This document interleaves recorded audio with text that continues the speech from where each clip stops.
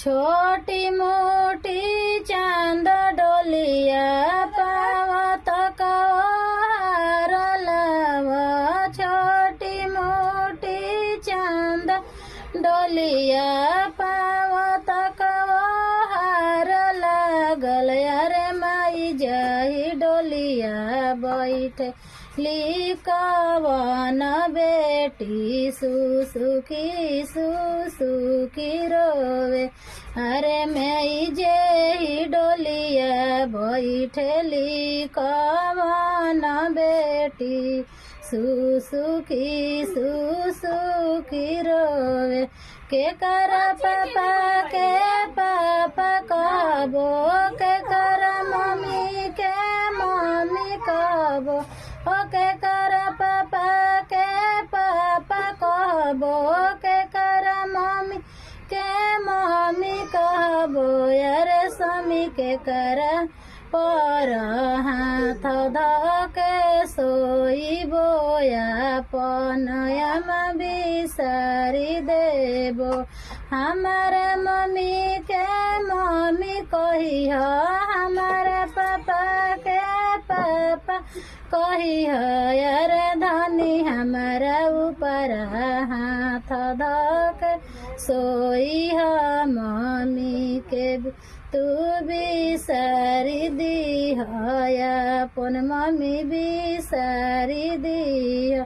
छोटी मोटी चांद डोलिया गोड़ तक हार लगले। छोटी मोटी चांद डोलिया नीचे तक हार लगले। अरे माई जेही डोलिया बैठली कवन बेटी सुसुकी सुसुकी रोवे। अरे माई जेही डोलिया बैठली कवन बेटी सुसुकी सुसुकी रोवे। के कर चाची के चाची कहबो, के कर चाचा के चाचा कहबो। अरे स्वामी के कर ऊपर हाथ धके सोइबो, अपन चाची बिसारी देबो। हमारा चाची के चाची कही हो, हमारा चाचा के चाचा कही हो।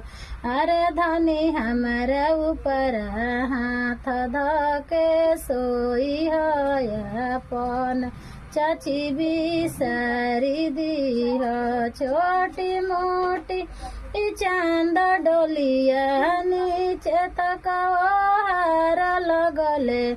अरे माई जाही डोलिया बैठली कवन बेटी सुसुकी सुसुकी रोवे। के कर भैया के भैया कहबो, के कर भाभी के भाभी कहबो। अरे स्वामी के कर ऊपर हाथ धके सोइबो, अपन भाभी बिसारी देबो। हमारा भैया के भैया कही हो, हमारा भाभी के भाभी कही हो।